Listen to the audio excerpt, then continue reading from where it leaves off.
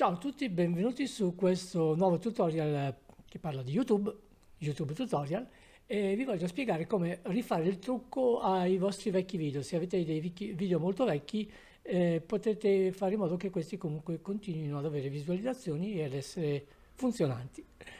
Avete un canale da molto tempo, magari avete video un po' vecchi, magari un po' troppo vecchi, ma hanno ancora qualcosa da dire.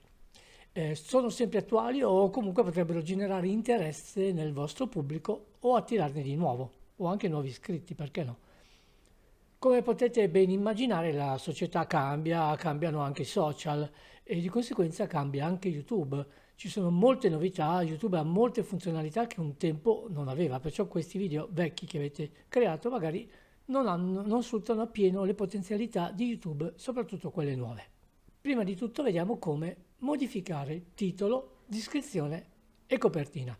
Provate a modificare il titolo attualizzandolo, rendendolo più attuale con tematiche di interesse, diciamo, sempre ovviamente in relazione a quello di cui il video parla, però magari cambiando qualche parola, utilizzando qualche parola che viene più spesso usata in questo periodo.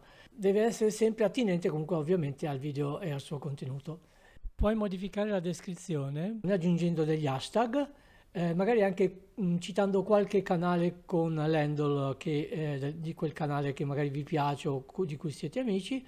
Aggiungete i timestamp dei capitoli, questo è molto importante perché possono essere visti anche poi dai motori di ricerca.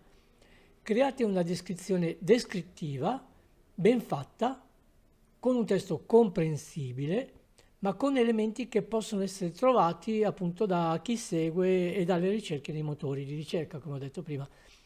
Modificate la copertina con immagini significative, provate anche a sfruttare qualche immagine fatta con l'intelligenza artificiale, magari ovviamente quelle gratuite, ce ne sono alcune, perché hanno sicuramente un maggiore impatto. Schede e schermata finale. Se i vostri video sono molto vecchi, potrebbero non avere le schede e le schermate finali. Dovete aggiungerle. Sono molto utili per l'interazione col pubblico. Quando le aggiungerete vedete che comunque avrete delle interazioni in più. Sottotitoli. Se i vostri video non hanno sottotitoli in diverse lingue, aggiungeteli. Se li hanno già, verificate la data e se sono stati creati automaticamente con Google, rinnovateli creandone di nuovi. Nel tempo Google Translator si è evoluto, ora traduce molto meglio di qualche anno fa. Tracce audio.